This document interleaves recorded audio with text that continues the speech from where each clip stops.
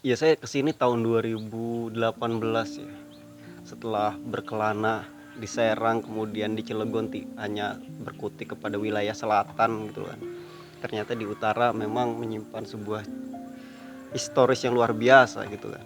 Apalagi pas saya datang ke Pabean ini, wah ternyata alamnya masih asri juga, dengan kultur yang luar biasa masih terjaga gitu. Sampai ya karena gini sebenarnya Kang Oji ya, saya karena ngajar sejarah ya, kita belajar profesi sebagai guru sejarah juga. Kemudian saya mengulik lah dengan beberapa teman-teman saya tentang Pabean itu kok bisa ada nama Pabean kan gitu loh. Sementara di Banten itu, kawasan Banten lama, ada juga nama Pabean dan Pecinan gitu kan. Nah ternyata di sini juga ada Pabean dan Iya. Pecinan kan gitu. Nah ini yang menjadi daya tarik, kok bisa ada kan gitu loh. Itu dari mana sumbernya? Nah kalau misalkan Pabean dan Pecinan itu kan memang di sana ada. Pabean itu kan sebagai bea cukai ya kan. Iya. Pecinan sebagai tempat orang-orang Cina. Nah kemudian di sini ada Pabean dan Pecinan. Kalau ini saya obrolan hangat dengan beberapa teman-teman sejarawan di Serang, beranggapan bahwa ketika jalur rempah wilayah Bojonegara itu masuk ke wilayah Cilegon masuk ke distrik Bojonegara, kemudian suplai barang-barang itu kan masuk ke dalam jalur sutra. Jalur sutranya itu kan dari Gunung Gede Bojonegara, Gunung Gede Bojonegara sampai wilayah Kedurung sini. Dan bahkan salah satu pasar yang memang dikategorikan tua itu kan pasar Bunder juga kan gitu. Iya. Nah, itu yang menarik. Bahkan apakah dulu Pabean ini adalah becukai? Itu masuk atau enggak? Nah, itu yang menjadi PR saya sih sebenarnya. Tapi secara geografis kira-kira ini kan letaknya sebetulnya kan relatif agak jauh dengan pesisir pantai ya. Iya benar. Tapi mungkin kalau dulu mungkin beda kontur apa namanya. Nah itu permasalahannya. Ketika kita berbicara Banten lama, mungkin di sana karena ada pelabuhan internasional ya kan ya. Ya. Tapi kalau misalkan di sini kan nggak ada. Nah, apakah pada saat itu wilayah sini memiliki sebuah pertanian ya?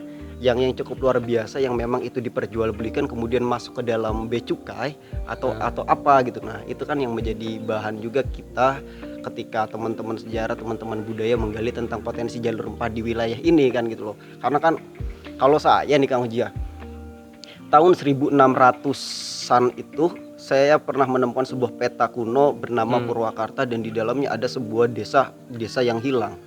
Desa yang hilang, dan desa yang hilang ini ketika digali masuk ke dalam wilayah Pabean sebenarnya. Desa kuno yang hilang ini, nggak tahu itu posisinya desa mana, karena kan ketika digali lagi ternyata banyak desa kuno di sini. Salah satunya Cipindah mungkin ya. Dulu cerita orang-orang tua dulu itu di wilayah Cepindah itu wilayah perbukitan. Itu ada runtuhan bangunan, bata-bata segala macam, itu mungkin itu dulu bekas pemukiman. Kita menduganya bekas pemukiman itu. Tapi nggak tahu dalam perspektif sejarah gimana itu dalam. Iya. Kalau dalam perspektif sejarah, karena kita melihat kontur beberapa batu-batuan besar yang ada di bukit-bukit itu, apakah setelah terjadinya gempa bumi, tsunami masa Krakatau, orang berpindah atau enggak? Karena kan saya belum memahami nih karakternya gitu kan. Secara kajian arkeologisnya, kajian topografinya belum ke arah situ gitu kan. Tapi kalau kultur budayanya mungkin agak bisa menjawab lah dari situ kan gitu kan. Tapi kalau dari situ belum Kang Oji, makanya perlu riset yang mendalam sebenarnya untuk mengkaji adanya kampung-kampung kuno yang memang ya sekarang berserakan lah, walaupun masih ada secara arkeologis itu masih kita bisa melihat gitu kan beberapa di antaranya gitu kan. Tapi itu cukup menarik untuk digali sebenarnya, menurut saya itu cukup menarik.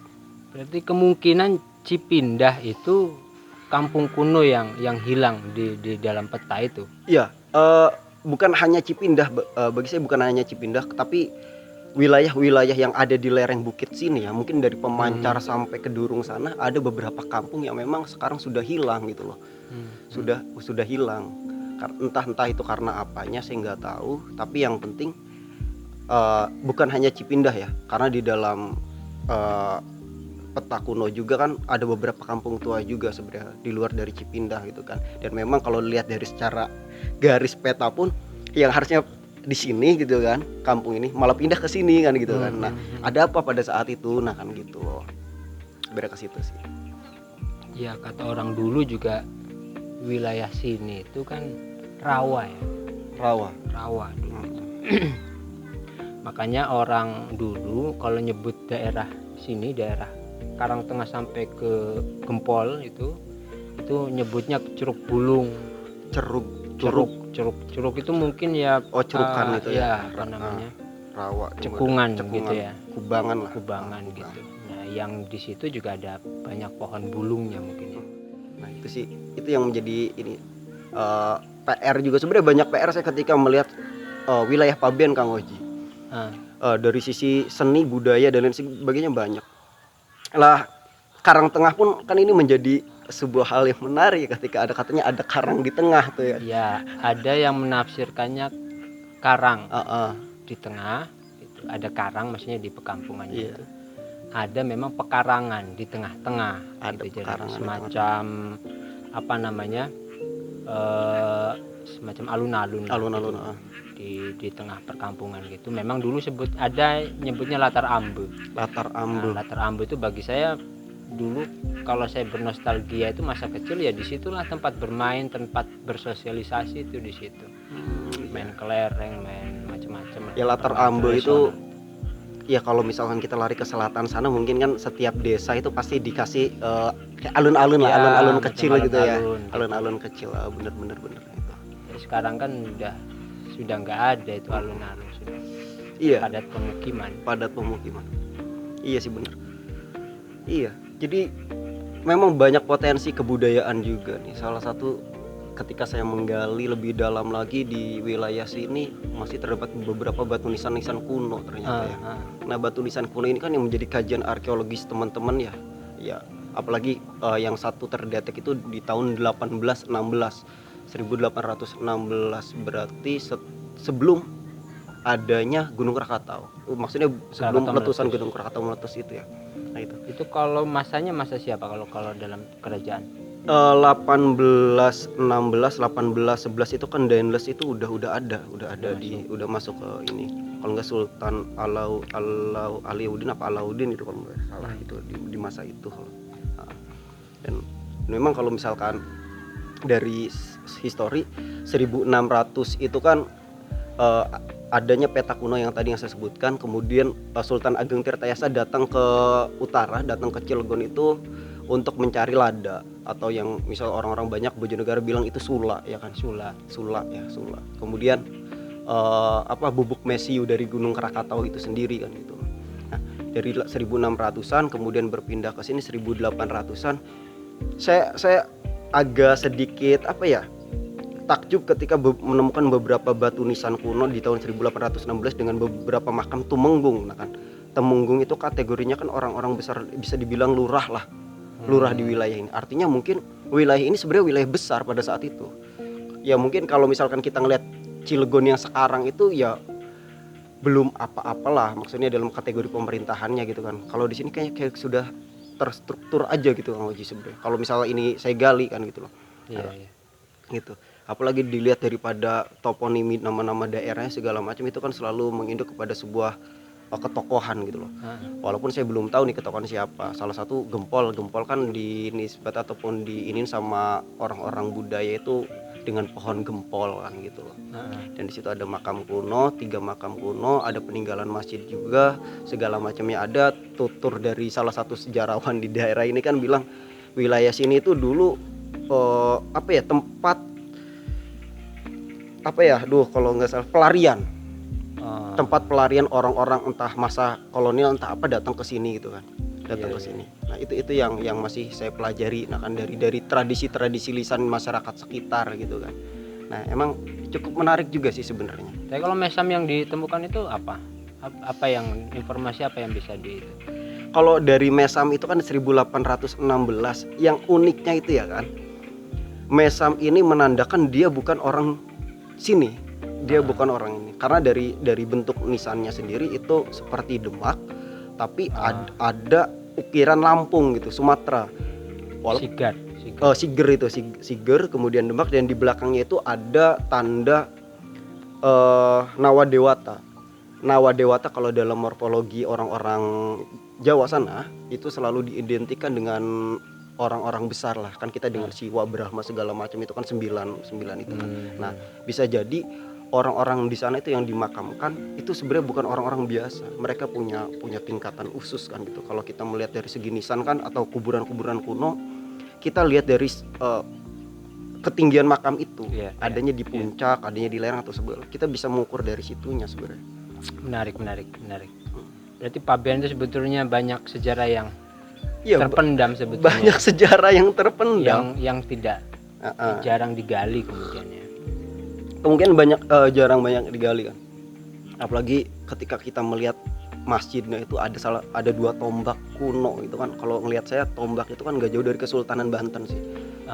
Nah, apakah pada saat itu juga di sini pernah ada persenjataan dari Banten sendiri atau enggak? Nah, itu yang perlu digali karena harus ada perbandingan pusaka-pusaka itu. Iya. Nah, kemungkinan kalau digali masih banyak sekali pusaka-pusaka di daerah ini gitu loh, yang masih disimpan sama masyarakat kan gitu.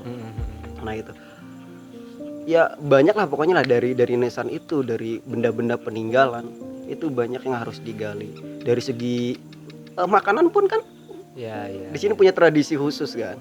Nah, itu yang menjadi ciri Pabean ini apa sih kan gitu kan. Kalau misalkan kita lihat dari sejarahnya, sejarahnya seperti ini, budayanya luar biasa juga, dari makanannya ada, bahasanya juga menarik kan di daerah ini ya. Aksen e-nya itu kalau saya kan apa kan gitu misalnya. Nah, ini kalau di sini kan lebih mendayu kan. Oh ya. Lebih mendayu kan gitu. Hampir di wilayah sini sampai Merak itu agak mendayu sih. Ya, dialeknya beda. Beda. Tapi yang unik Kang Oji ya sebenarnya. Saya itu pernah sampai pedalaman sana, bukan pedalaman ya, maksudnya masuk sampai hutan sana. Ternyata itu kayak ada tapak macan itu yang menepak di batu gitu kan. Nah, kalau misalkan saya urut dari situs cagar budaya di provinsi di Kabupaten Serang, sama halnya dengan situs Cirampones. Situs Cirampones itu dia batu tapi hanya ada guratan cakar macan. Nah, kalau ini bentukannya seperti tapak. Nah, tapak itu ada 2 sebenarnya. Ada tapak macan, ada tapak kabayan. Nah, kalau tapak macan mungkin ada entah macannya entah apanya, pokoknya ada di situ. Kemudian kalau tapak kabayan diidentikan dengan satu tapak yang mana itu penggambaran daripada kekuasaan wilayah Kerajaan Tarumanegara. Iya, tapak kabayan. Karena kan kalau ngelihat saya lupa bahasa dari Kerajaan Tarumanegara itu, kalau nggak salah namanya Purnawarman. Di mana ada tapak itu adalah letak kekuasaanku kan gitu. Berarti itu semacam kalau di sini patok wilayah. Patok wilayahnya. Itu. Iya. Berarti lebih jauh daripada Kesultanan Banten berarti. Lebih jauh dari Kesultanan Banten. Makanya kalau kita berbicara masalah kerajaan, sebenarnya kalau bisa kerajaan itu kan identiknya dengan raja di raja. Kesultanan Banten itu raja di raja. Tapi kalau raja itu identik dengan kelurahan. Nah, itu makanya disebutnya padukuan kecil itu bisa disebut raja juga. Bisa disebut raja. Padukuan kecil. Iya. Banten itu banyak hal yang perlu diulik. Kayaknya tugasnya Pak Ipul lah sebagai sejarawan gitu kan. Saya sungkan untuk mengakui diri saya sebagai seorang sejarawan karena kan harus banyak baca arsip manuskrip tapi kan backgroundnya latar belakangnya kan sejarah. Bareng Imam Merono kan. Iya. Tapi ya cukup menarik sih kalau misalkan kita terus menggali wilayah ini sebagai potensi budaya ya kan. Secara kajian budaya, potensi Pabean itu ya cukup sangat menarik dengan nuansa alam yang masih sangat asri gitu kan. Di samping itu penemuannya juga masih banyak yang harus digali, terutama kesadaran dari masyarakatnya sendiri, Oji. Iya. Nah, itu kan diperlukan adanya edukasi histori ya. Iya. Bagaimana mengenalkan tentang sejarah di desa ini, dulu itu seperti apa sih? Kan kita kan luput dengan hal-hal semacam itu karena dianggap kun Mas bengen. Iya. Saya Mas Haiki. Padahal sejarah itu kan ya identitas ya. Orang yang tahu sejarahnya dia akan akan menjadi satu peradaban. Itu peradaban. Iya, benar sekali. Iya.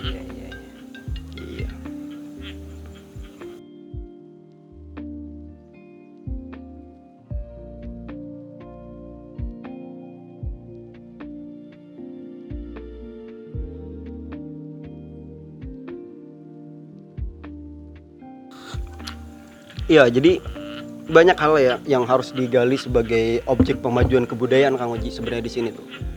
Berarti Dari secara sejarah Pak Ben itu apa yang kira-kira yang bisa diangkat dari tadi itu ya kalau bisa disimpulkan? eh kalau yang cocok diangkat dari sisi sejarah ya, adanya penemuan makam kuno Kang Oji. Makam kuno. Makam kuno itu tuh masuk karena kalau dilihat dari segi toponimi kita akan mengacunya kepada cerita rakyat ya kan. Iya, iya. Cerita rakyat kan walaupun memang tradisi lisan bisa sebagai sumber sejarah tapi kan nggak Bisa kuat ya?